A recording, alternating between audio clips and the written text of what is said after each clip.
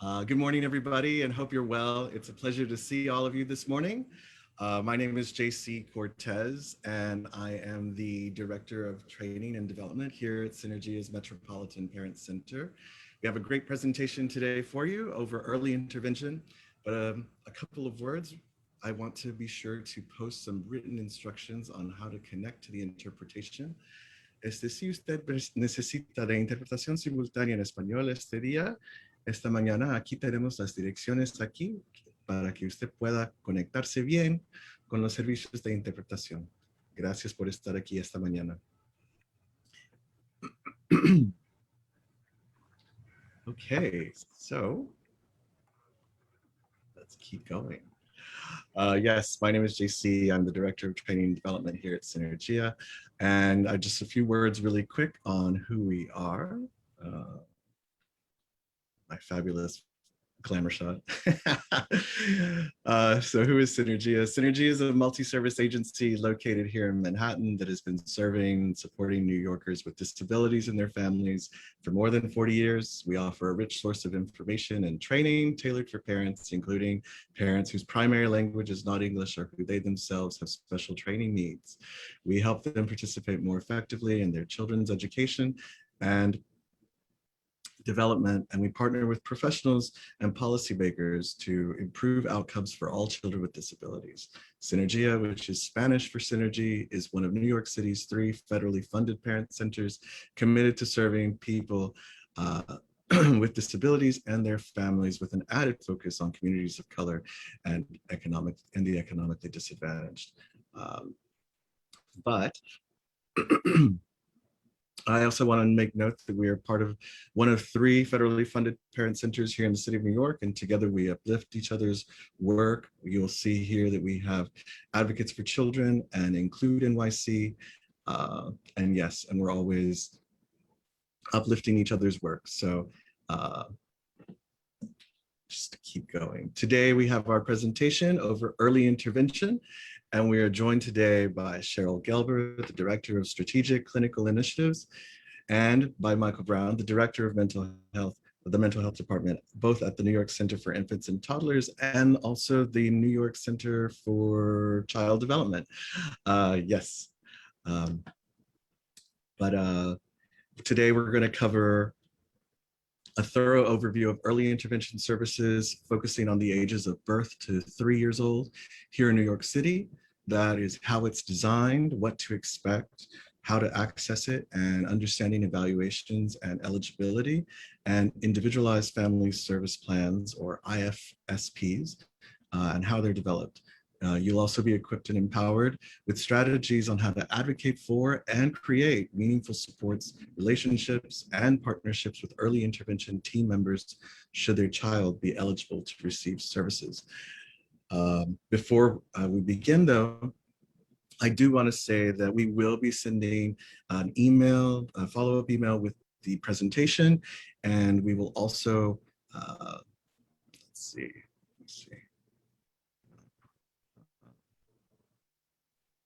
Okay.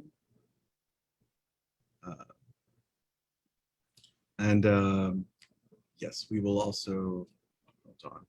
I'm trying to stop sharing my screen. There it is.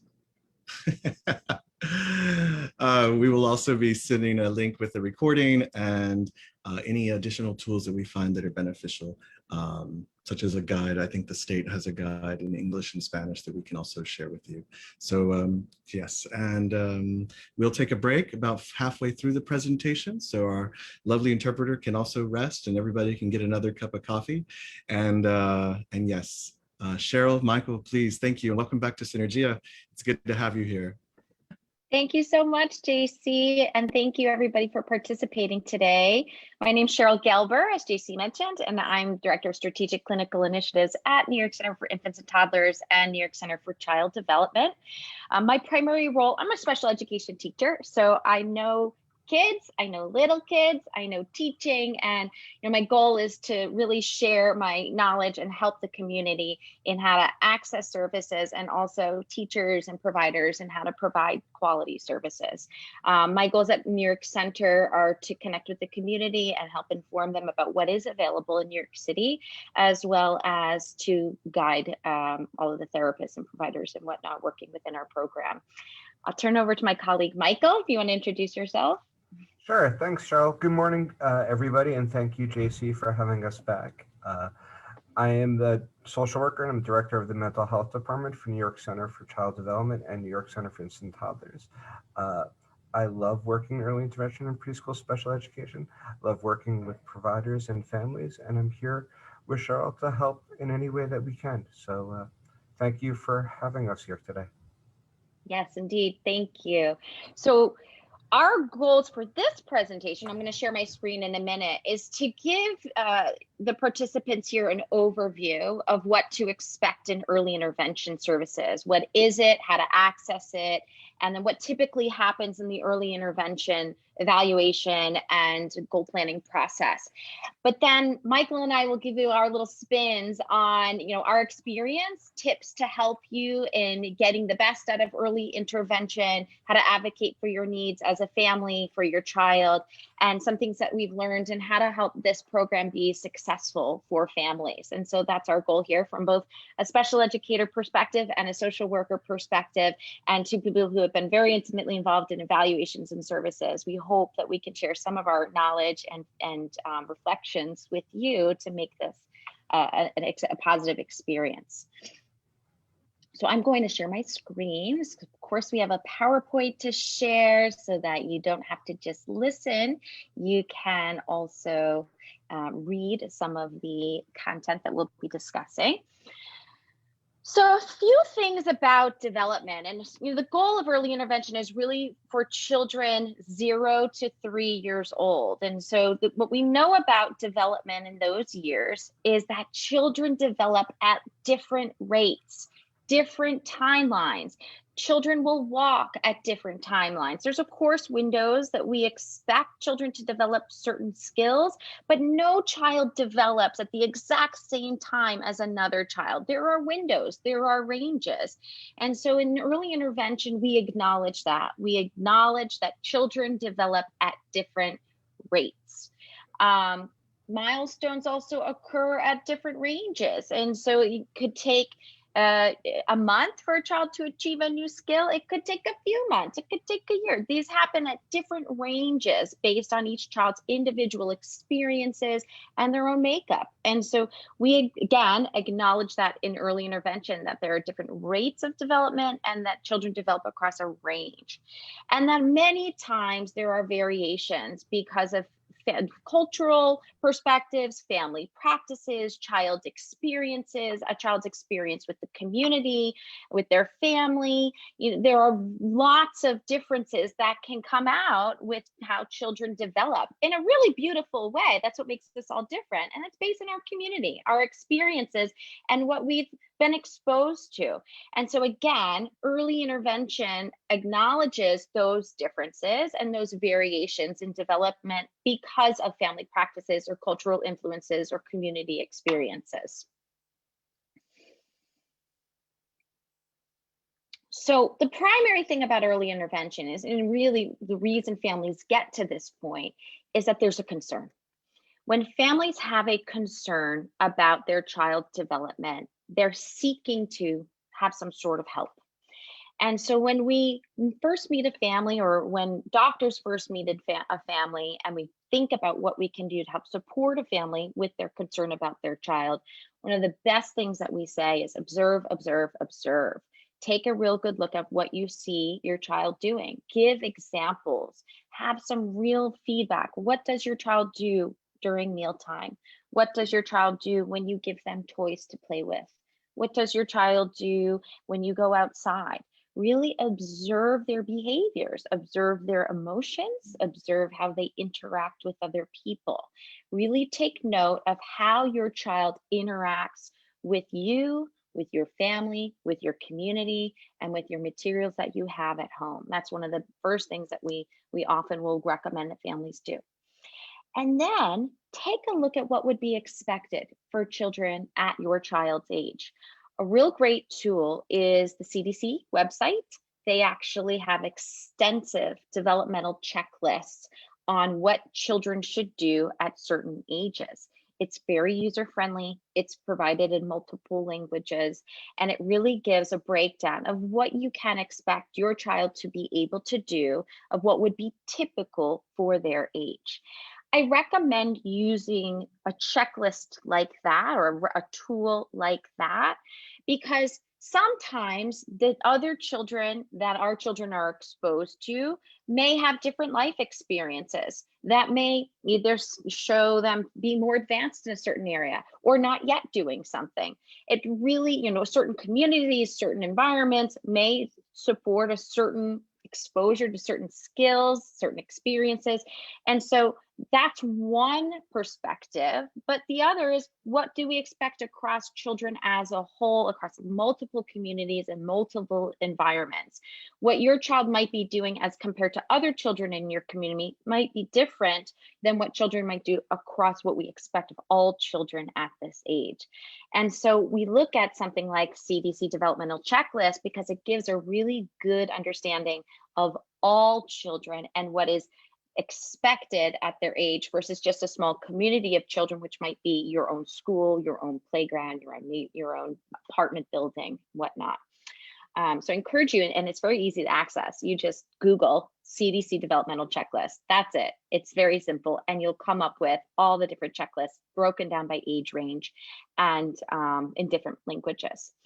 And so once you've observed, and then you've looked at these checklists, I encourage families to notate down, whether you write a list or voice record or talk to somebody else, talk to a partner, talk to a friend, and talk about what is concerning to you. Talk about what you see your child doing, what you understood children should do at this age, and what concerns you. When we express what is of concern to us, it helps us process it. It helps us think a little bit more about what it is that we are concerned about and narrow it down to something a little more specific, so that then we can figure out what supports might be helpful for that child and for you as a family. And so I encourage you to observe, reference checklists, and then find a way to express what's concerning you. And then from there, come up with some real key points. It doesn't have to be a long list, just a couple key topics that might be of concern to you that you would want some further support with. Michael, do you want to add anything here? Sorry, I was on mute. I put the link to the CDC checklist in the chat, so it's easier to access, so you can copy that over. I think Cheryl's right. Observe, observe, observe. I think notes you make are helpful as you prepare for meetings. Many of us have access to smartphones. If you take a little video clip of something that you want to share with someone, that could be useful as well. And feel free to ask us any questions at this point or put them in chat, and we can make sure that we're responding to you. Yes, thank you, Michael, and thank you, Cheryl. I just want to add to our attendees, if you have any questions at any point during the presentation, feel free to ask them so that we can engage with the topic in that moment instead of saving them until the end. We want to make sure that we're addressing your topics and we get to talk about them in a full manner. Sometimes we get to the end of a presentation and we're like, wait, what did I want to ask? So feel free to ask your question, and if we haven't answered it sufficiently, ask it in another way, please. Yes, absolutely. Thank you, JC, and thank you, Michael. We are monitoring the Q&A and the comments live. So you can interrupt us, even though this is a video format or a Zoom format, interrupt us as if we were in person and you had a quick question that you wanted to ask, because it will be helpful for others. I encourage you. I certainly assure you it will be helpful for others when you do that. Okay, moving forward. So you have identified your areas of concern, whether it's through your notes, or I love the idea of taking a video of what concerns you, and you want help. You want to know what you can do next to get your child help or yourself help. It is as easy as calling 311.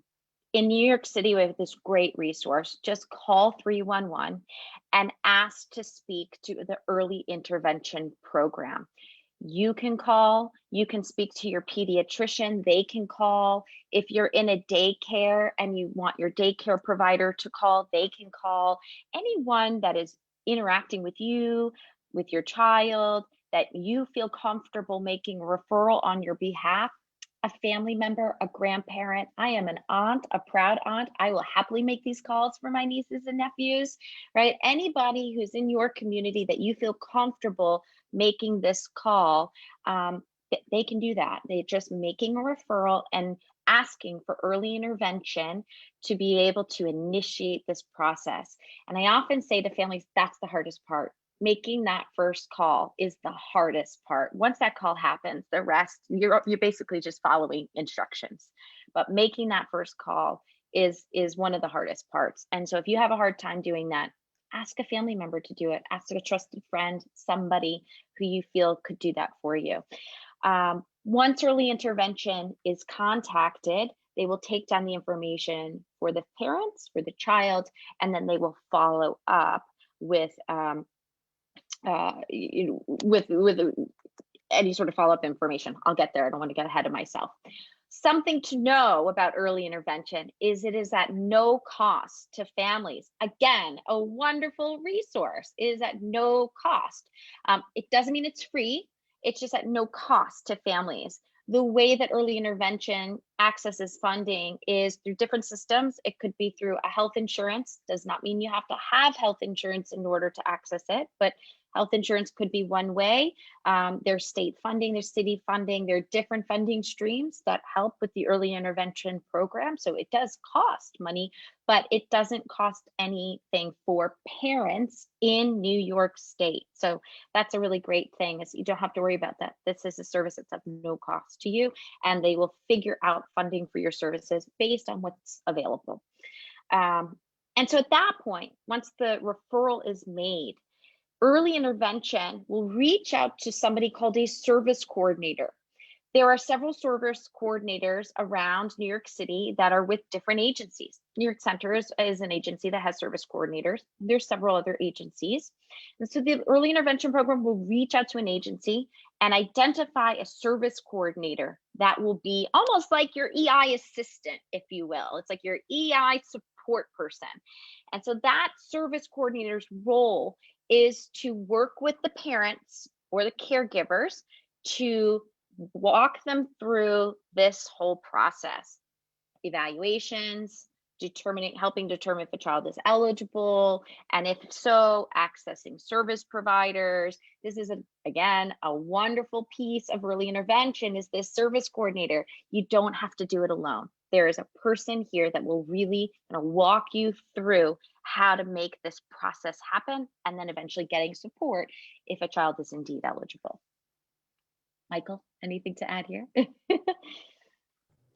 No, again, I'm just going to ask, are there any questions or any concerns about making that initial call, that initial referral, or any worries anybody wants to express or talk about?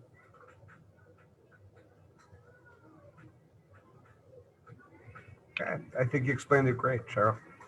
Thank you. Great. So we'll keep moving forward. I have a question, actually. Yes. Yeah.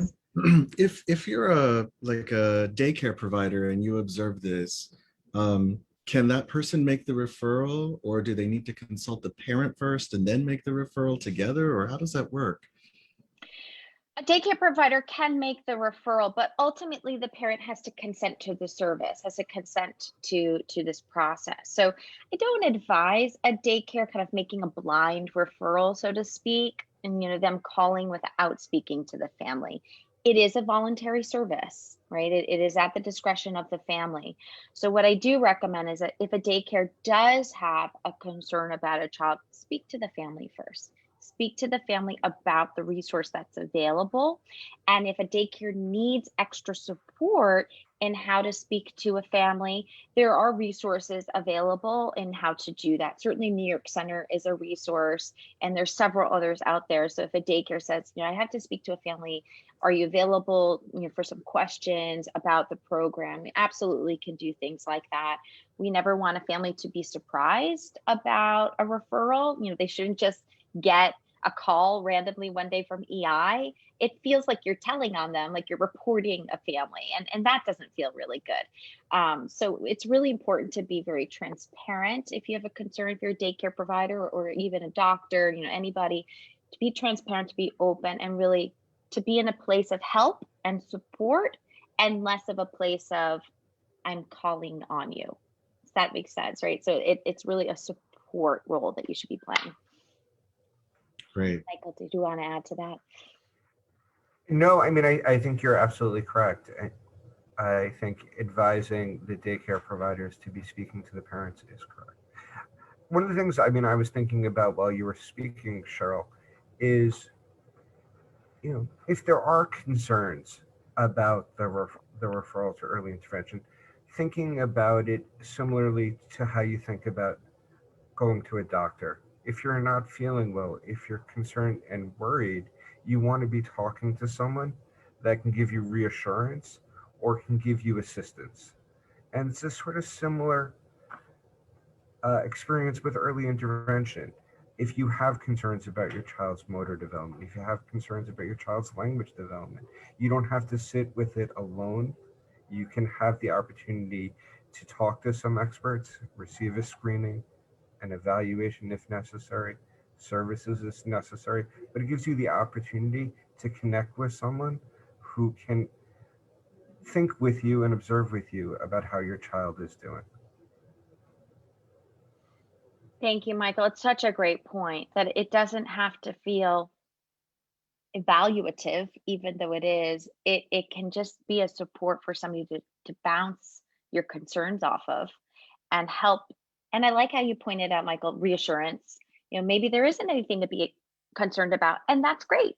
But if there was, at least we're here now and we could do something about it. So I like that perspective. It doesn't always have to be about my concern is going to lead to a problem. It could be that my concern leads me to just trying to get more information, finding out more, investigating more, talking to somebody about it. So I really like that perspective. And there are other supports that early intervention can link families to, where they have text messaging apps or additional developmental monitoring tools and other resources. So it's another resource for families that have questions and concerns about development. Great. So what to expect when you do initiate early intervention and you are assigned a service coordinator, in the spirit of gaining more information, and that's exactly what I like to encourage in terms of the thought process with families, daycare providers, and doctors, is that the next step is to get an evaluation. But that evaluation is to find more information. It's to understand your child more, to really investigate those concerns that you have, to determine if there indeed is something going on or if everything is going as it should be, as expected.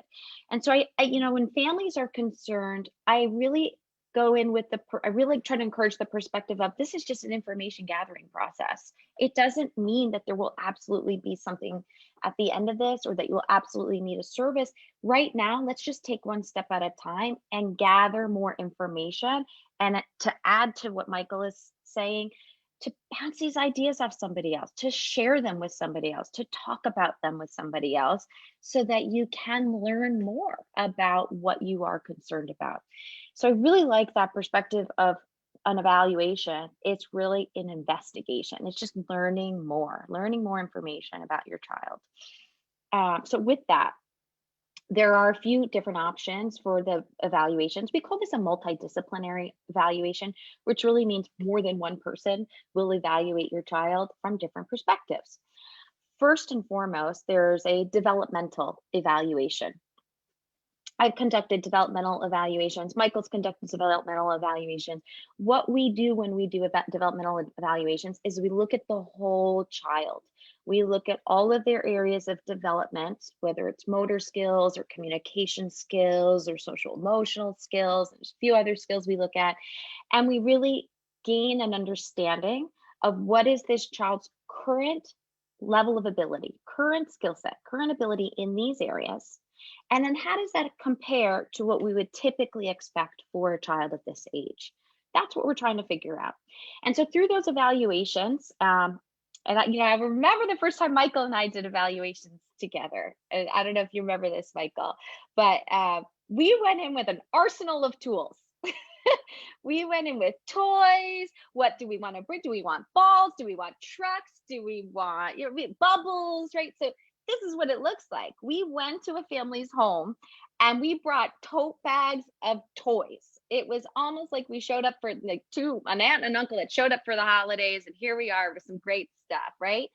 And that's what it looked like. Hopefully, is that what it looks like for all evaluators, is that you're two friendly people, or in some cases one, could be more, that come with toys, come with stuff, come in an approachable, friendly way to interact with your child in a playful manner. That's our goal.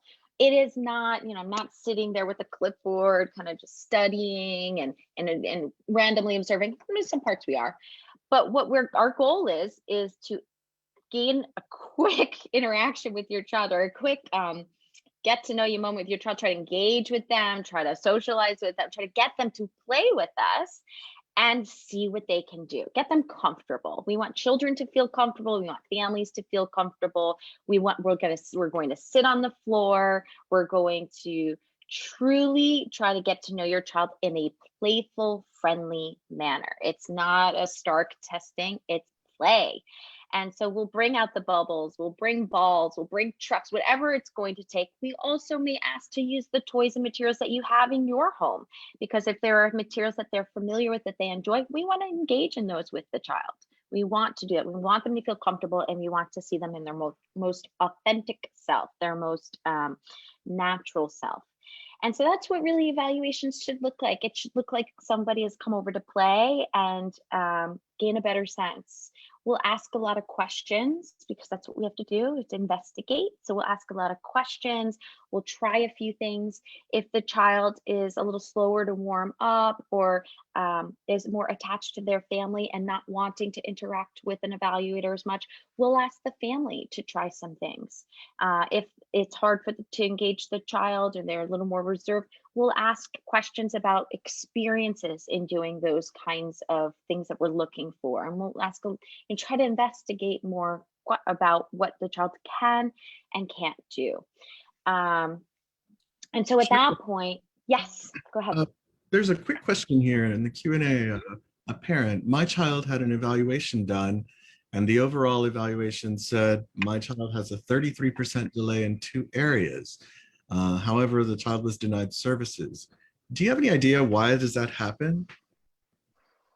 It shouldn't. So it really shouldn't. So I think we need to do a little bit of investigation here. JC, Sure. I don't know if we could connect Amanda with an advocate from Synergia, or to follow up. But someone should take a look at the evaluations that you received, and help you follow up with the early intervention system. Sure. And I'm not sure if this is a part of the presentation, but also how do you address if you want to challenge decisions like that? I'm not sure. I don't want to get ahead of you if you are, but yeah. It's a good question. We can address the challenge part maybe in a moment. One of the things I'm thinking about with this question is, I wonder who did the evaluation that concluded a 33% delay in 2 areas. Sometimes families will seek out private evaluations, which is completely okay. And the private evaluation may come up with a conclusion that's different than maybe what the early intervention evaluation had concluded. And so there could be a discrepancy in that could cause a denial of services. So if the early intervention, to access early intervention services, it has to be done by an approved early intervention provider. The evaluation has to be done by an approved early intervention provider. And it's the result of those evaluations that determines eligibility. And so I see it was conducted through EI service coordinator arranged it. Okay, so I don't know why you were denied if there was a conclusion of 33% delay in 2 areas. So I suggest connecting with an advocate to do a little bit more investigation about that. Yeah. Thank you for following up on that. And during this presentation and in our follow-up email, we'll provide information on how to access our advocates through the intake process. But yes, and we'll include that in the follow-up email. So thank you. You could also email Cheryl or I, and we'll be happy to assist you as well, Amanda. Yes. And we'll include the contact information for New York Center for sure. Great, thank you.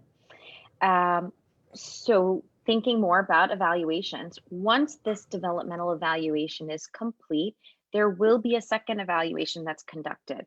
There are times that the developmental evaluation and that second evaluation will go together or will be conducted in the same location. So if there's only one evaluation experience, but maybe two evaluators present.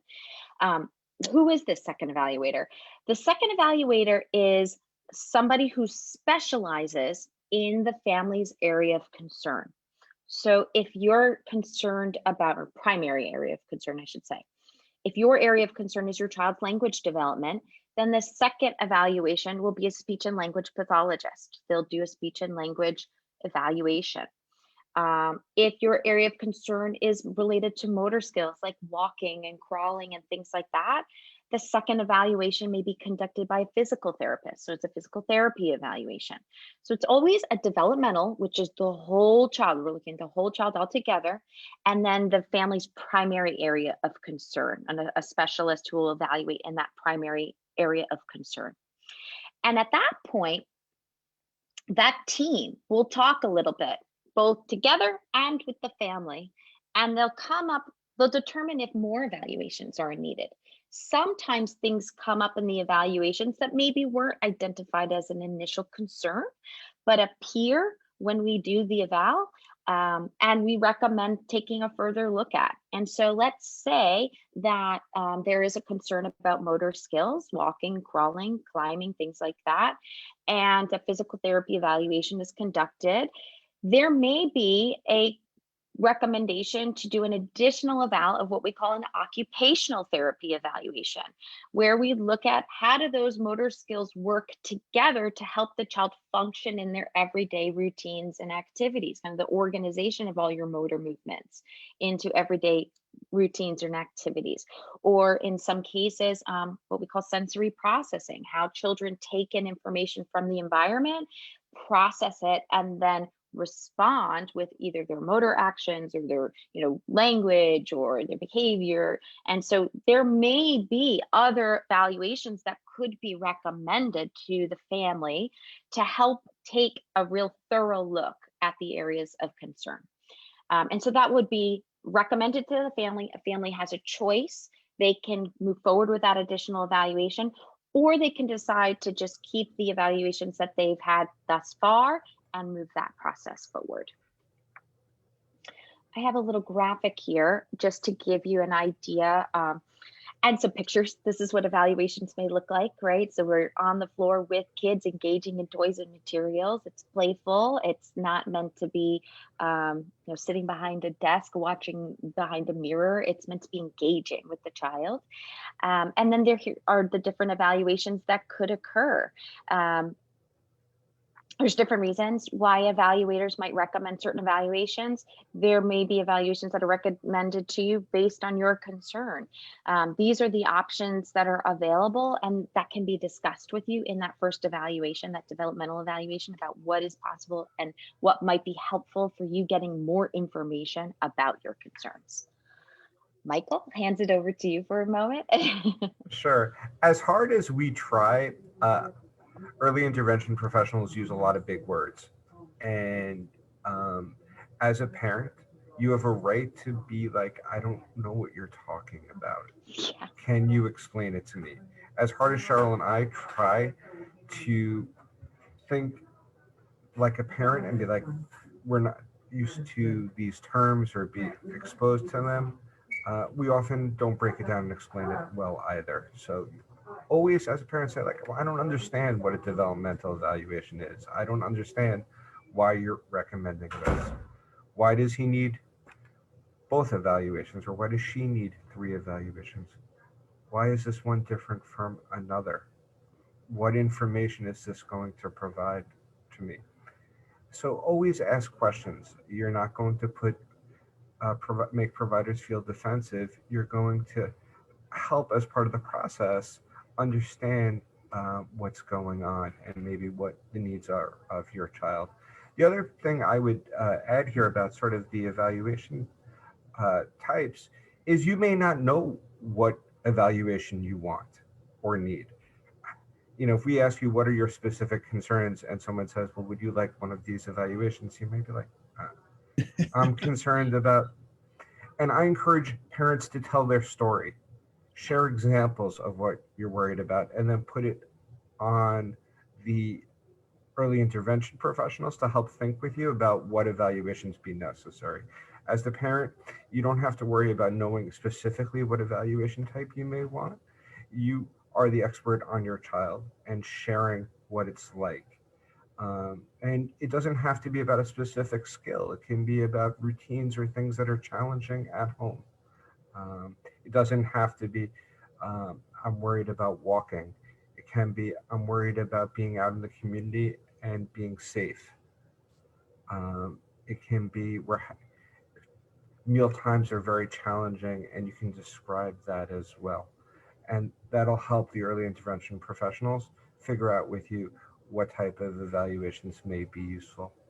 And during this time, you also have one other opportunity, which is for what's called a family assessment. And that can be a sort of threatening term. It's not meant to be.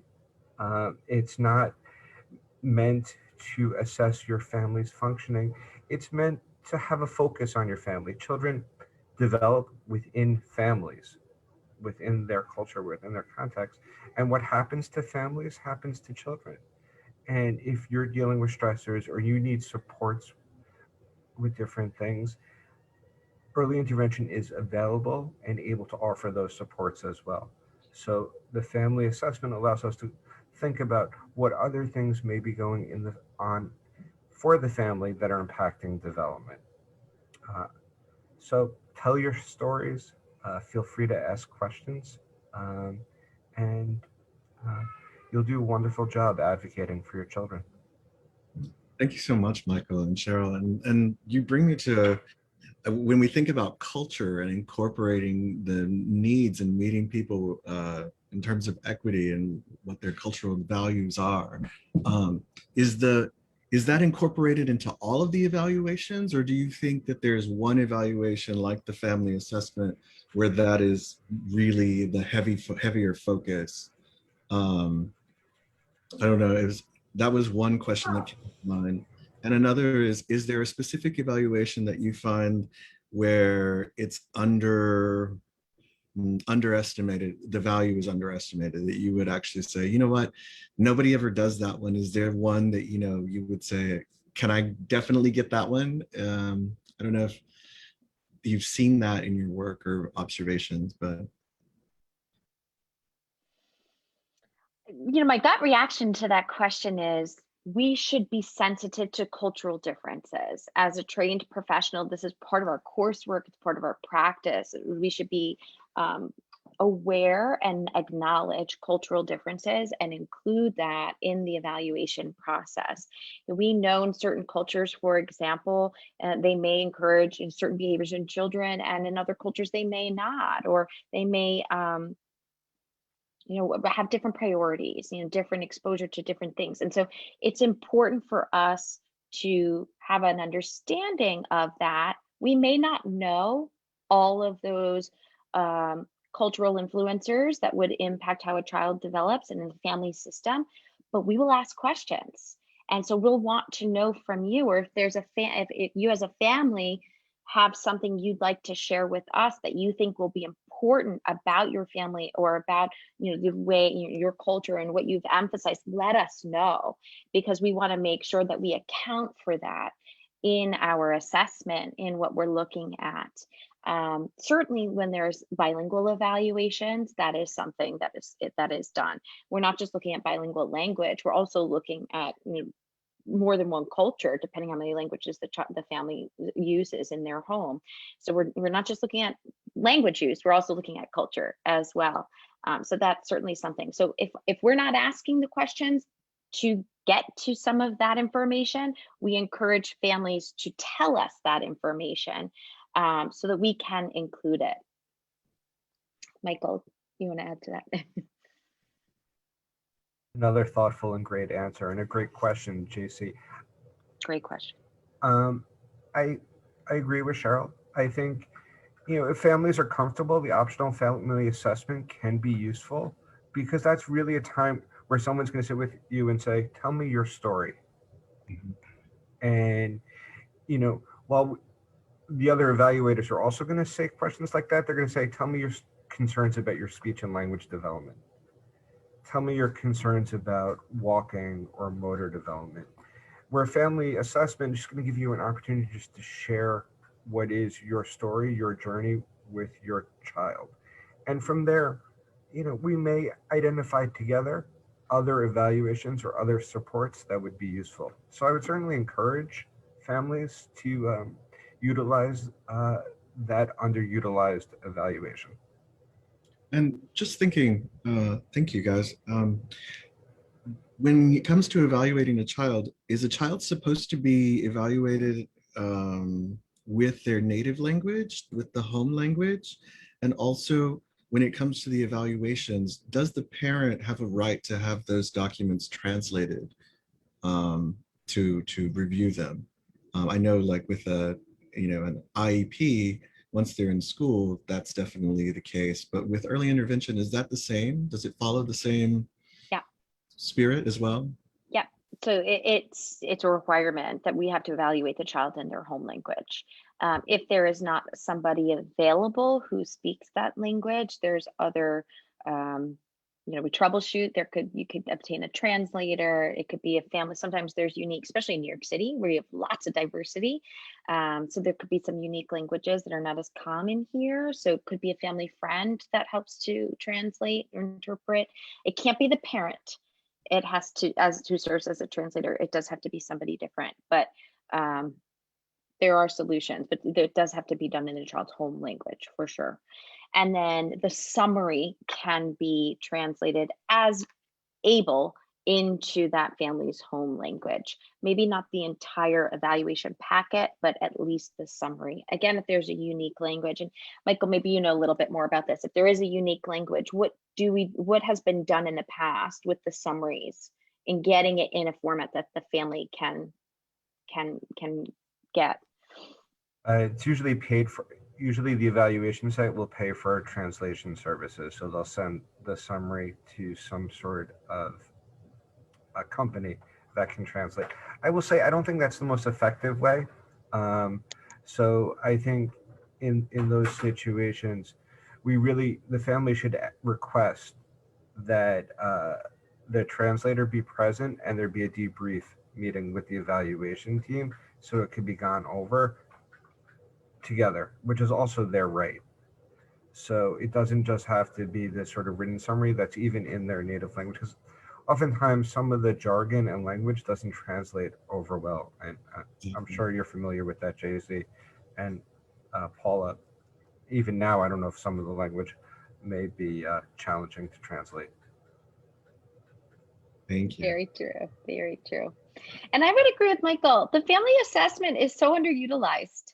It is a great evaluation that I love how Michael said it allows you to tell your story, allows you to speak freely and tell your story and not worry about, am I hitting all those different things that I was trying to figure out or say or identify? You don't have to worry about anything other than just tell your story. And that a family assessment will hopefully help represent that. So I do think I agree with Michael that family assessment is truly underutilized and something that families should really get. Great. Are there any questions? This is a good moment to pause and kind of tie up the evaluation process. Are there any questions or comments about the evaluations before we move forward with eligibility and then developing IFSPs?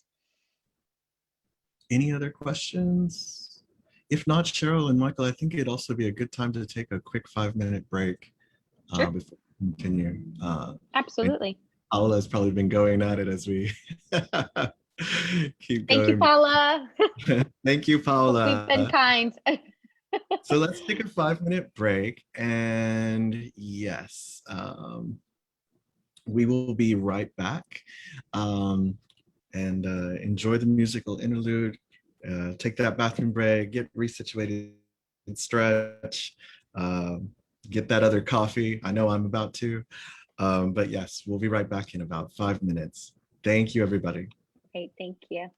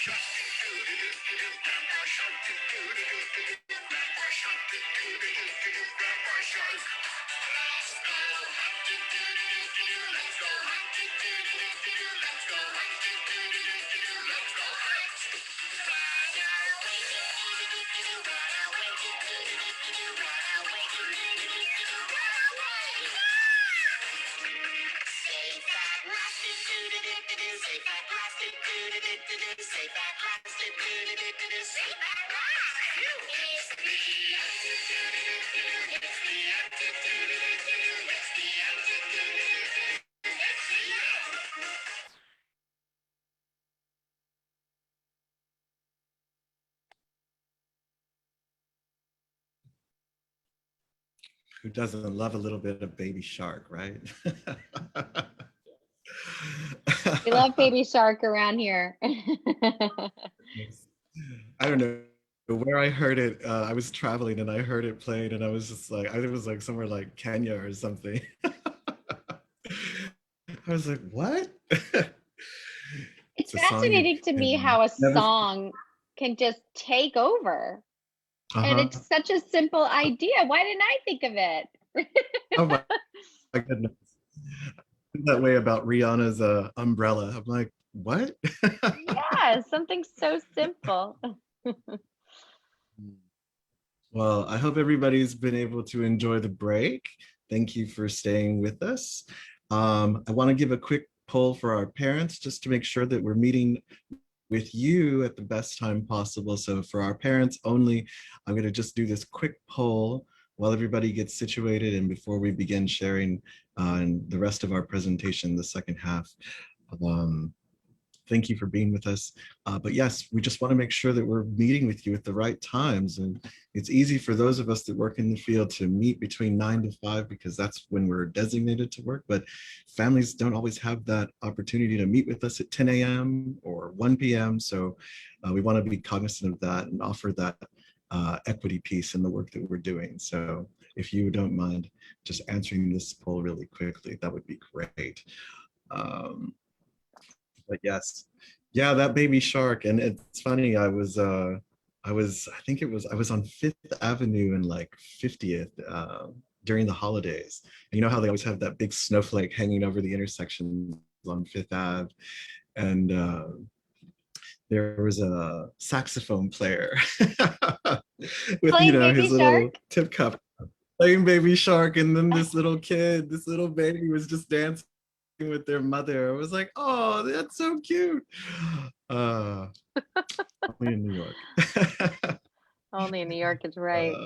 All right. Thank you everybody for participating in the poll. I just want to say, as we come to our conclusion that there will be a survey at the end of this.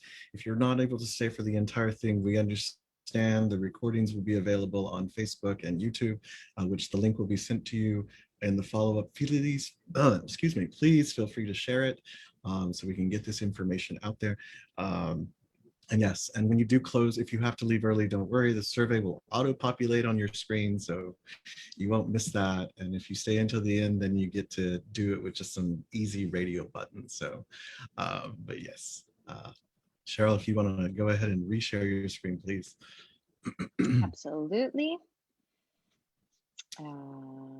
Here we go. There. Okay, so without further ado, we'll keep moving along here. Evaluations. I think we've covered a lot of what to expect with evaluations. We could keep talking about it, but we'll save you from it. Let's move it forward. So what do we do with these evaluations? In New York State, there is an eligibility criteria that a child has to meet in order to be able to access services through the early intervention program. So these evaluations are conducted to determine if a child either has a delay that meets this eligibility criteria to get further support, or if there is a diagnosed condition that might constitute needing support. So what does that mean? A diagnosed condition could be something that maybe the child is born with. Maybe the child has Down syndrome or cerebral palsy, lobster claw. There is a long list of different diagnosed conditions that would make a child automatically eligible to receive early intervention services just based on the diagnosed condition. And the reason being is because those conditions are likely to result in the child having further developmental delay, experiencing challenges with delay, at risk for delay, things like that. And so these are, we know this about these diagnosed conditions, and so children will automatically be eligible to receive services based alone just on that condition. And therefore the evaluation really looks to support, understanding the child and what their current abilities are, even though they have this condition, what are their current abilities, so that the right services can be provided to support whatever areas of need might be present at that current time. In terms of eligibility criteria based on percentage delay, there are 5 different areas of development. I like to use an acronym called CLAPS, and then I go like that to help you remember it. I'm a teacher, we can't help these things. I'll do it again, CLAPS. And what that means is, spell it out, CLAPS. And I don't know how well this is going to translate, so I apologize for that if it doesn't translate exactly right. But the C stands for cognition, the L stands for language, the A stands for activities of daily living, the P stands for physical development, and the S stands for social emotional development. And so you may not remember all this, that's okay, but that's what we're looking at when we look at the evaluations. We're looking at the CLAPS. There we go again, the 5 areas of development. And so we're trying to determine what your child's current ability is as compared to what we would expect for your child's age. And so when we do our evaluations, we use assessment tools, and these assessment tools help us come up with these numbers, help us come up with where your child lies.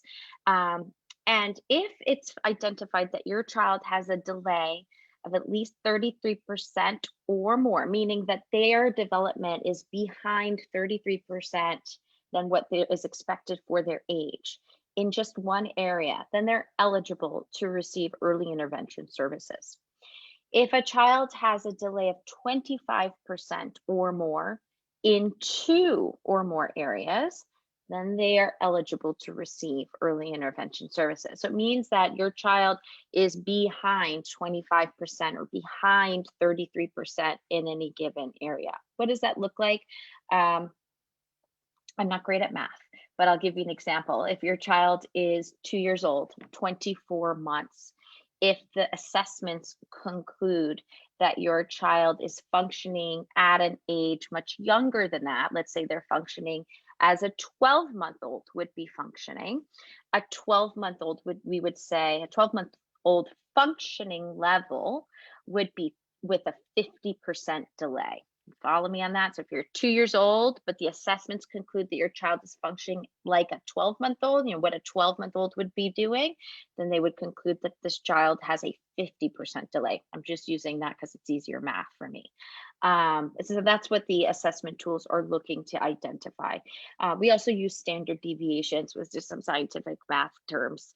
Don't worry about it. That could also be used to determine eligibility. But this is the most digestible, parent-friendly version to explain to you, is that there are benchmarks that we have to abide by to determine if a child is eligible to receive services. And so if we conclude through the evaluations that a child is indeed eligible, we would have an IFSP meeting. So what does IFSP mean? Here's those acronyms again. I don't have as fun of a physical thing to do for IFSP as I do for CLAPS, which you'll never forget now. But for IFSP, I have to come up with something a little more creative. It stands for Individualized Family Service Plan. What I want to point out with this is it's individualized, meaning it's tailored to you, to your family, to your child, and it's about your family. It's services for your family, not just the child. That's a key emphasis in early intervention, because Early intervention is a family model. Our supports and services should be supporting the family in helping this child to achieve whatever the goals are set out for the child. And so this is an IFSP meeting, an individualized family service plan meeting, where we go over the results of the evaluations. Typically, there's a member from the evaluation team present or representative from that organization who's reviewed the evaluations and is present on behalf of the evaluation team. The family is present. The service coordinator is present, and then somebody called an early intervention official designee, that's a representative from the city, kind of oversees the meeting and reviews the information with the family, with the team, and helps to come to some conclusions about eligibility and services. And so the family could bring anybody that you want. You could bring a daycare provider, you could bring your doctor, you could bring a friend if you want. The family has the right to bring anybody that they want to that meeting. They just have to be told to the team ahead of time so we know what to expect. And that there's enough chairs in the room or enough links sent out to all people participating over Zoom. And yeah, so family can bring anybody that they want to this meeting to help either support or advocate or add more information about the child that's being reviewed. And then from there, we reviewed the results of the evaluations. It shouldn't be a surprise at the meeting. This should be done with the family prior to as well. The evaluators should have gone through the results of their evaluation. So a lot of this is just a review for the family and to discuss it as a group with the early intervention official. And then at that point, we identify what are your concerns at this now that these evaluations have concluded.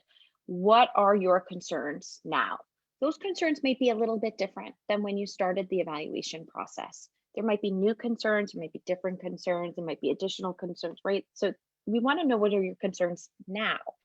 And the reason is because we want to make sure that the services that are being authorized, if indeed the child's eligible, are tailored to match what the family's concerns are, right? What are their concerns? Also, what are your priorities? What is your major focus? What do you want to see happen as a result of these services? What is most important to you? Again, so that the service team can really be focused on what is important to you, the family, and your child. Not to just give you a standard plan that says you should do a little this and a little that. We want to make sure it is tailored to what is the family's concerns and their priorities for their child and for their family supporting their child. And then of course we'll discuss resources. And what we mean by that is who's in the home, who's available to help. We're not talking about your job and how much money you make. We're not talking about that. We're talking about what are the social resources that are available that will help support the process. Are there babysitters involved? Are there grandparents that are present?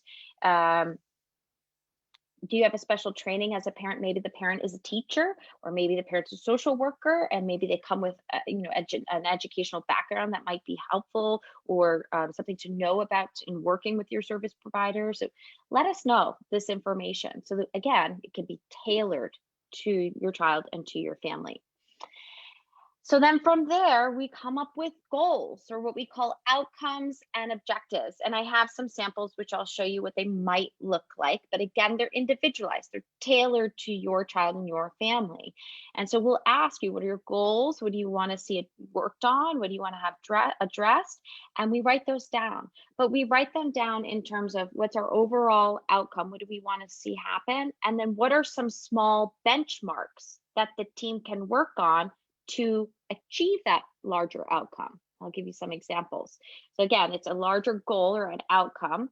And then what are some objectives or benchmarks that we would work on to get us to the point of achieving that outcome? And so then once that's decided, we've had some outcomes and objectives, then we figure out what are the types of services that might be needed in order to achieve these concerns, address the concerns, achieve these priorities and these outcomes. What does this child and family need in order to support making progress, meaningful progress, on these outcomes. It could be a range of different things, and they could occur in a range of different frequency and duration. What I mean by that is you could see somebody for once a week for a half an hour, or some services could be provided in the case of children, for example, diagnosed with autism spectrum disorder. They may get upwards of 20 hours a week of special instruction. So there really is a range, and it just depends on the child's needs, their level of functioning, the parents' concerns and priorities, their resources, and what's available. And then that plan is developed with different services to address whatever that is, whatever those concerns are. I'm going to pause there. I've got some examples, but I'm going to pause there, give my colleague here, Michael, a chance to add in, and anybody to ask questions at this point. I'm just going to pause for questions at this point, Cheryl. I'll let you keep going.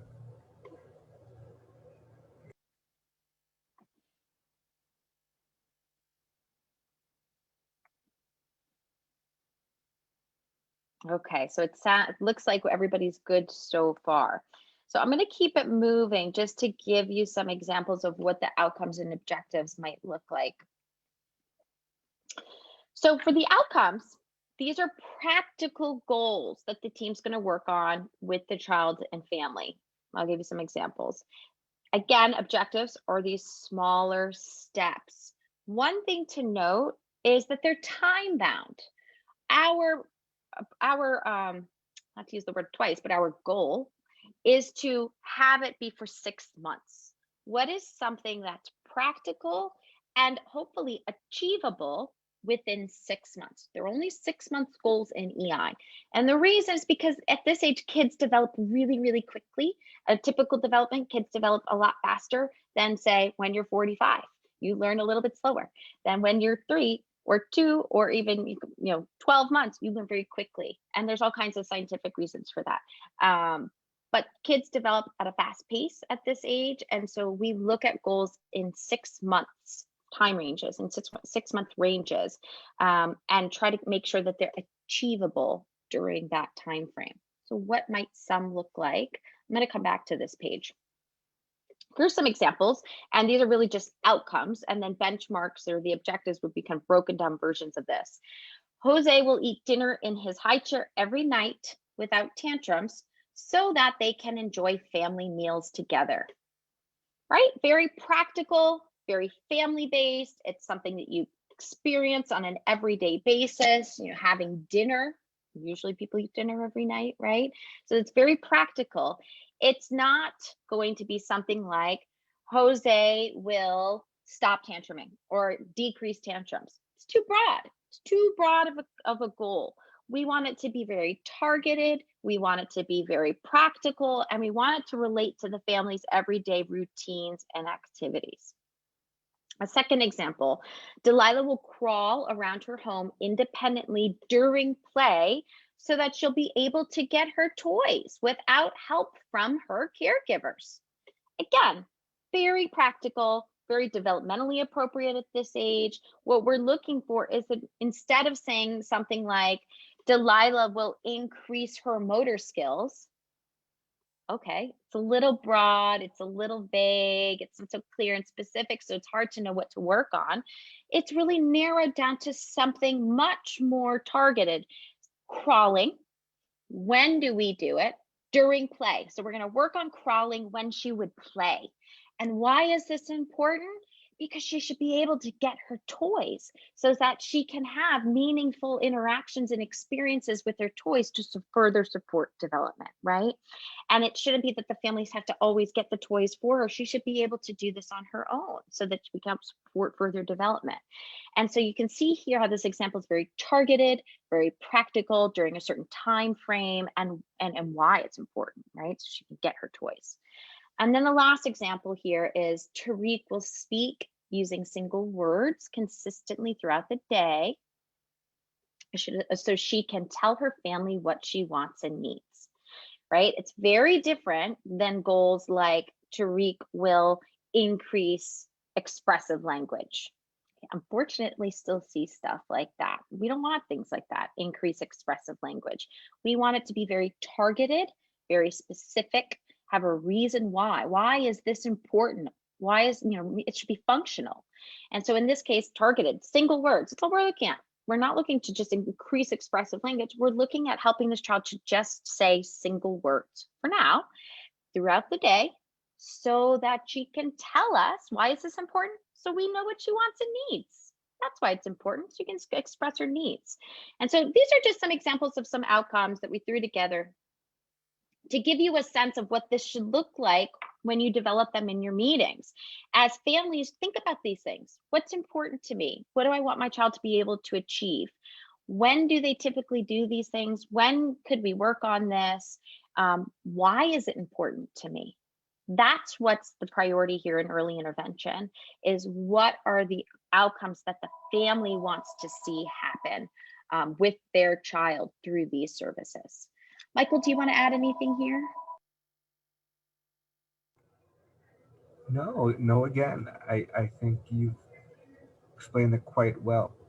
And this is an opportunity where you've now taken your story and you're putting it to what you would like to see happen. Doing this work a little bit before you go to the IFSP meeting is useful. And working with the evaluation team representative and your service coordinator can assist you prior to the meeting, so you don't feel on the spot.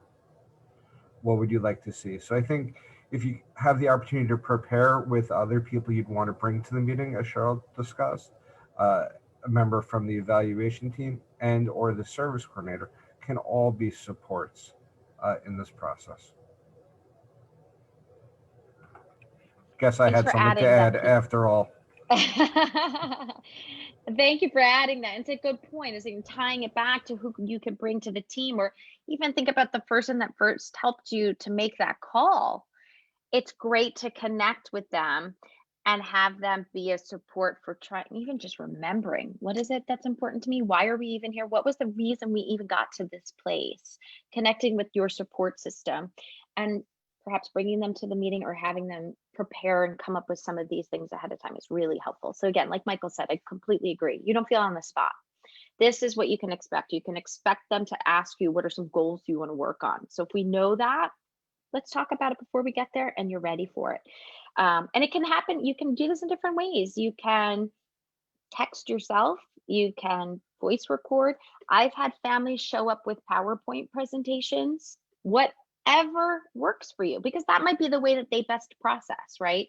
Whatever way you best process and can kind of come up with these things is all okay. You can do whatever feels most comfortable to you to make sure that your voice is heard and that your needs and what your concerns are about your child are represented at this meeting.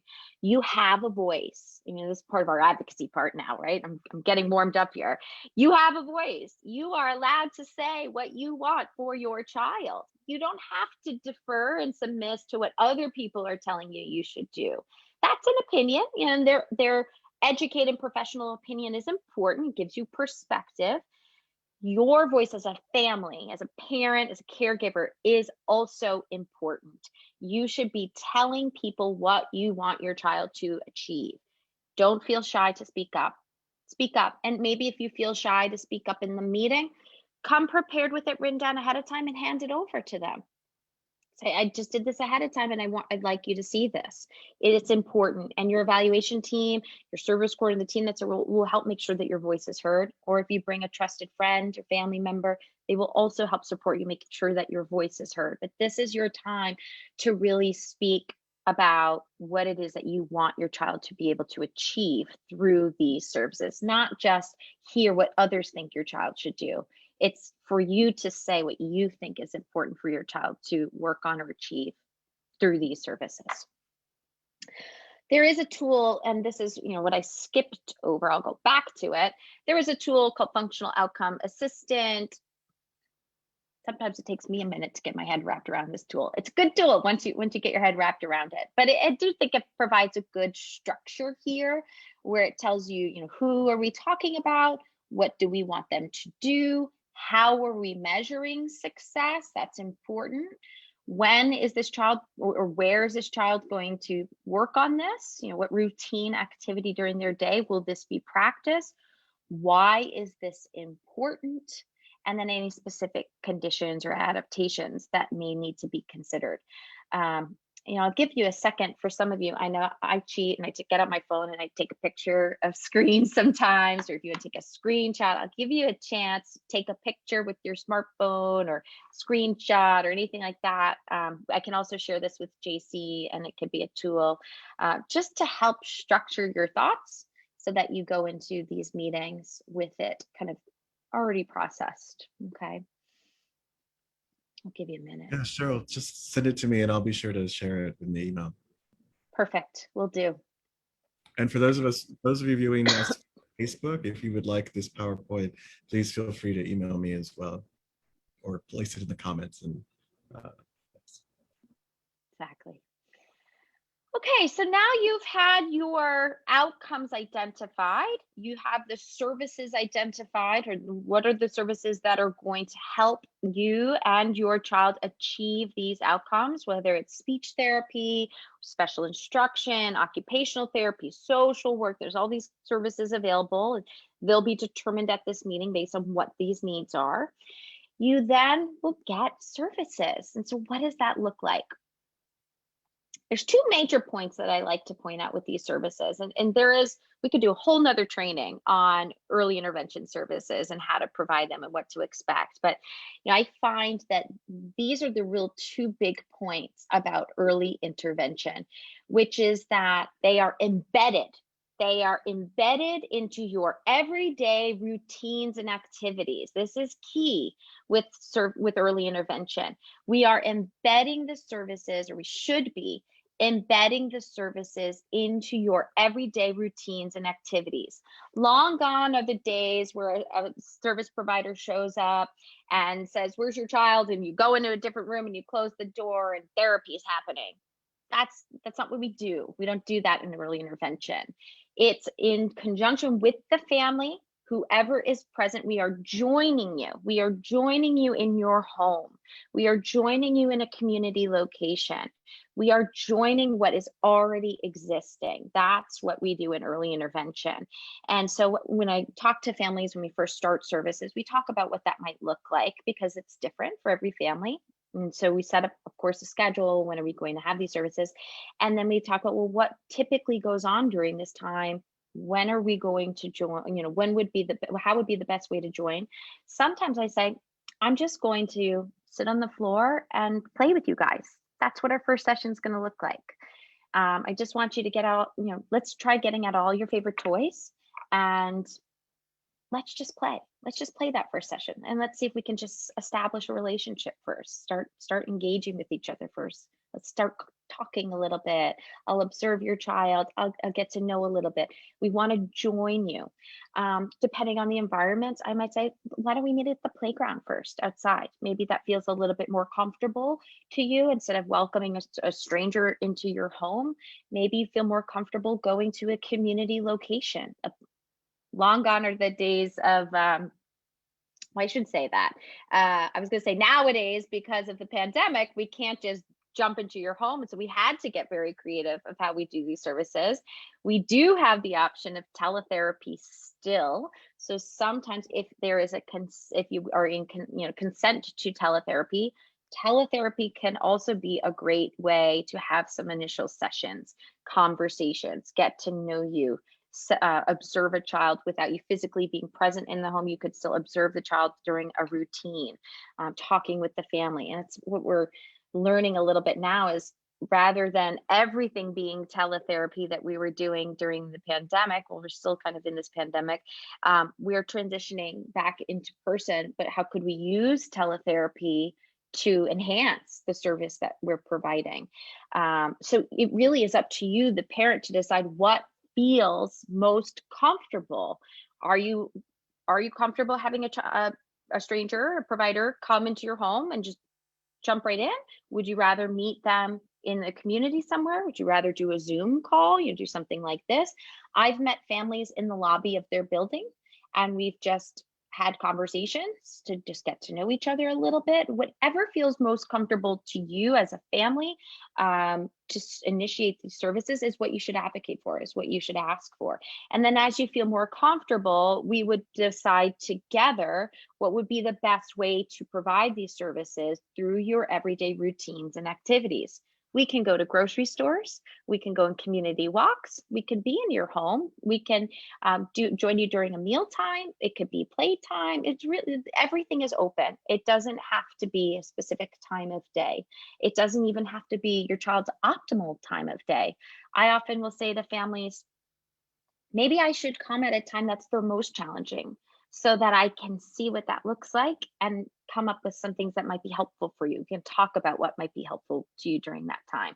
So really, again, this is a resource and a support to empower you with strategies that you can then carry over during your everyday routines and activities. And that's really this point of embedded intervention. We are joining you and we are coming up with strategies that we can then teach you that you can embed and carry over within your everyday routines and activities. And then that's kind of segueing into what the coaching is. So as we're coming up with these strategies, coming up with these interventions, these ideas, we'll then coach you. We'll train you how to do this. Some of the coaching could be more hands-on. If the child feels comfortable, we might model that with the child and then have you do it and kind of do it as if we're training you to be a provider like us. You're certainly not a provider, you're a parent, you're a caregiver. We understand there's a big difference in that, and that's an important role, if not more important than being the provider. But we want to equip you with tools to be able to support your child achieving these outcomes that we've identified through your normal routines, your everyday routines and activities. So what does this look like? Give a quick example. If the family says, my child does have a difficult time during mealtime, I might schedule a session during a mealtime, observe that mealtime, and offer just verbally some strategies to try between that session and the next session. The family might try it during their meal times in between. And then I schedule, we have a next session. We ask how that strategy went. Did it help? Was it useful? Did you see improvement? Did it make things a little bit better? Did it crash and burn? Did it make it worse? Was it hard to do? We want that feedback. We want to know, because this is not about us. It's about you and your child and making sure what we're doing helps you. So if it doesn't help you, tell us. I don't get offended. Most providers are not going to get, we want to know. That didn't work. I really struggled with it. Got it. Let's look at it differently. Let's do something different here. So we really want that feedback so we can really tweak and tailor in how to help you. And then if the child, again, does feel comfortable, we might model, we might interact with the child, and we might do a little bit of that style of coaching. These are really the two key pieces of early intervention, this the embedded interventions and this coaching model. I can elaborate because there is more. I'm going to pause, give Michael a chance to chime in because he's got lots of wisdom, and also give you an opportunity to ask some questions as well.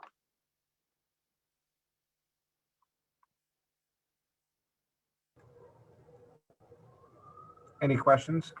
Anybody?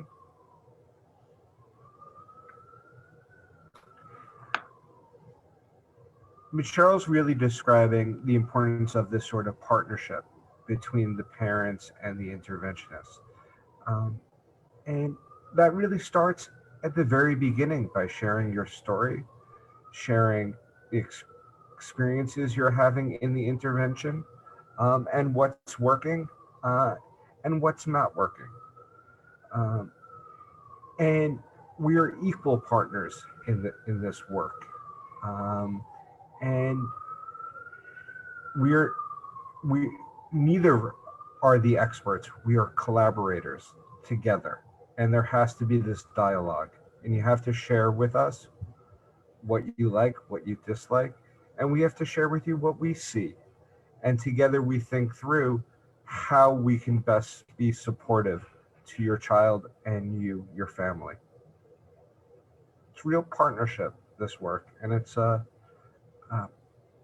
such a unique opportunity to be in people's homes or be with them via telehealth, to be thinking about what are we doing and how can we make little changes to make it a better experience or an easier experience for both the child and the family. Thank you, Michael. I love that message of partnership because that truly is what it is. And that's what providers, really are hopefully leading with, which is we want to work with you. There's a great phrase, a great quote that I've heard in spirit of that, which is do with, not for. And I really love that message, do with, not for, because it truly is this collaborative partnership. We are doing it together with you. These services are authorized for only a very small portion of your weekly life. It's just a very small portion. So we'll make more of an impact together if we are doing it with you, if we are helping to come up with strategies, with supports, with methods, whatever word you want to use, tips, tricks, right? Whatever word, we're coming up with things together that then you can implement in your everyday routines and activities in your everyday life. We don't want to give you homework. We have enough things to do. We've got laundry, we've got dishes, we've got to clean the floors and whatever else we have to do, right? We have lots of things we've got to do already. So what our goal is, and this is where the kind of troubleshooting and problem solving, creativity, if you will, comes in, is for us as the providers to think, okay, you typically pick up the brother every day from school. Let's design something that you can do on that walk while you're on your way to get their brother at school, right? So there's a creativity that should be involved here to help you feel like this is accessible, an accessible strategy, that it's something you can do, that it doesn't feel like just an extra task.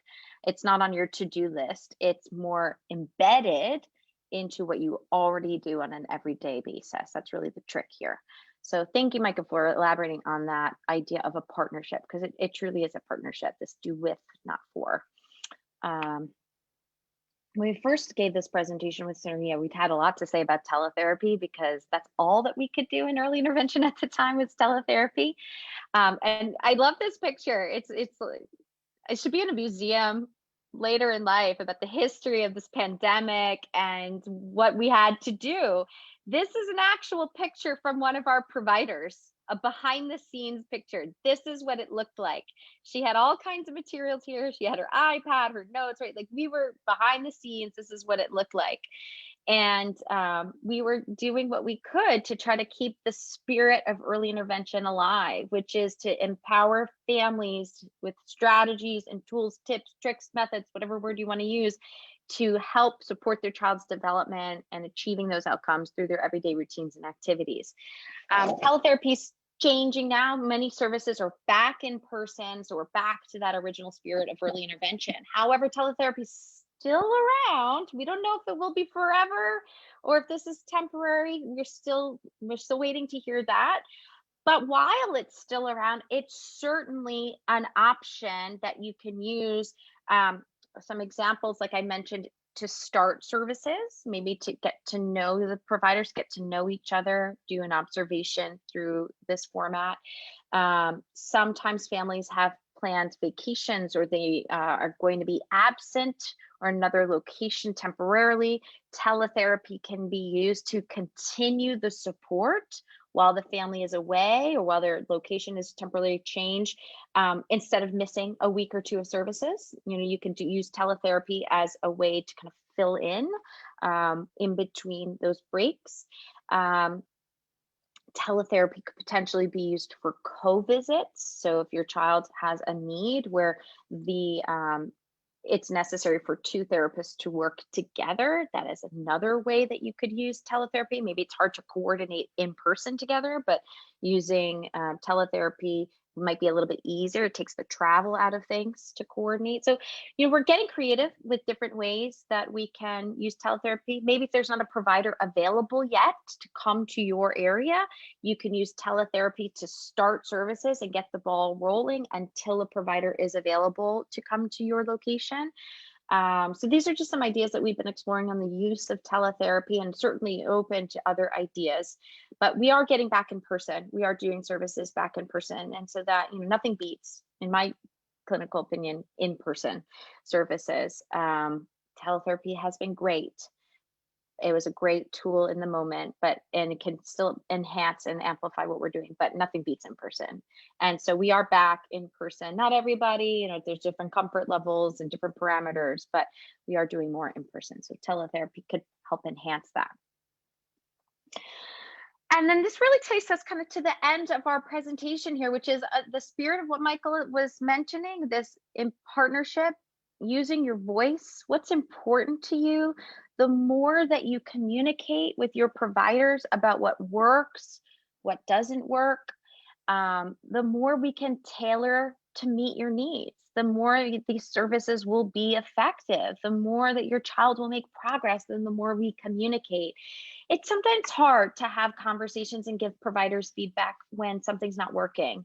Sometimes you sit with that ill feeling in your gut and you want to say something, but you don't know how, and you feel nervous, and then you decide just to not say it. You should never sit with it. Don't just sit with it and say nothing. I want to tell you, it's okay for you to speak up.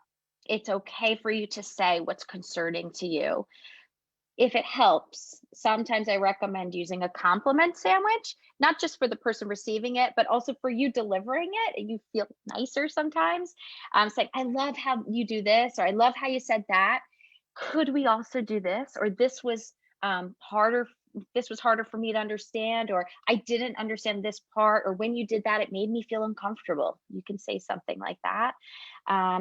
Communicate how you're feeling, what works for you, what doesn't work for you, what you'd like to see more of, how we can help you more. This really is about you being an active participant and being involved in how this plays out and how we do this. Be true to yourself. We say be authentic. Be yourself. This is our work, is to go into different families' homes. And so that's part of what I love about this job, is meeting different families, going into different locations, experiencing different cultures, and learning about you and what's important to you and what you want for your family and for your child. And that's where the creativity comes in for me, is, got it. So let me come up with something that's going to work with that. It's not about you doing what I think is important. It's about me being creative, or us as providers being creative to meet your needs and your priorities and what's important to you to support your child's development. Michael, anything to add? I think the idea of using your voice is such a critical one, and so important. No one really knows what you're thinking or feeling without you sharing it. And feel free to share it. We can be of most service to you and your family if you let us know what your needs are and how things are working. And don't be afraid to challenge. Challenge the providers, challenge and ask questions, and ask why. All important in using your voice and being an advocate for your family and your child.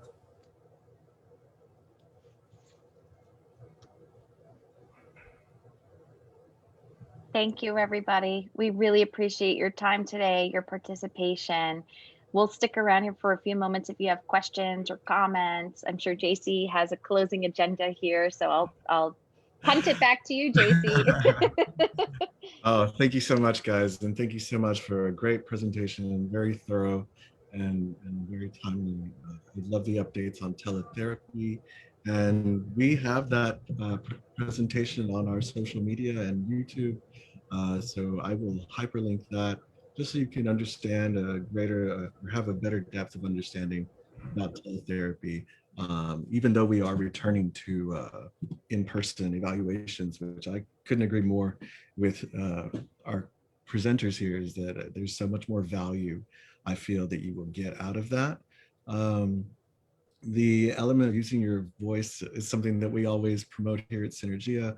regardless of your background or culture, your values. If you don't share that, somebody else will maybe put in theirs. And so, you're the expert of your child, no matter who has a PhD or an MD.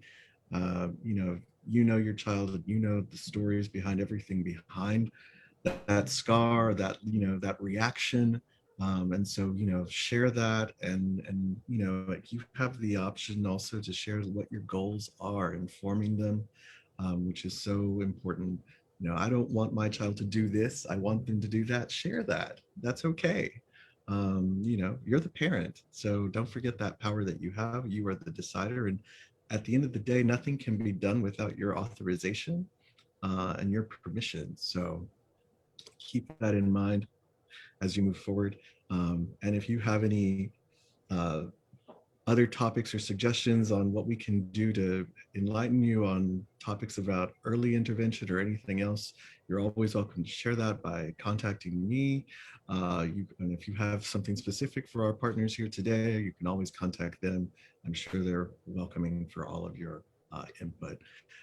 Lastly, I'll just say we have some upcoming workshops on parent engagement and leadership, and also supportive decision making, which can be looked at as an alternative to guardianship.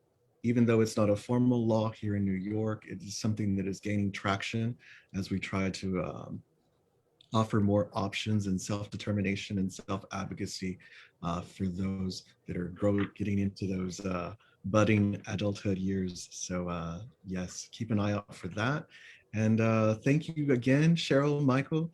I hope to see you again very soon. Stay well. It's good to see you. And for everybody, it's good to see you. Yes, and Paola, thank you for your services today. Thank you, Paola. Thank you, Paula. And, thank you, I JC. will activate a poll for just some information, and if you click off, it'll auto-populate on your screen as well. Thank you, but we'll end right there. Thank you so much, everybody, and thanks for everybody on Facebook. Thanks for joining us. Thank you, everybody. Thank you.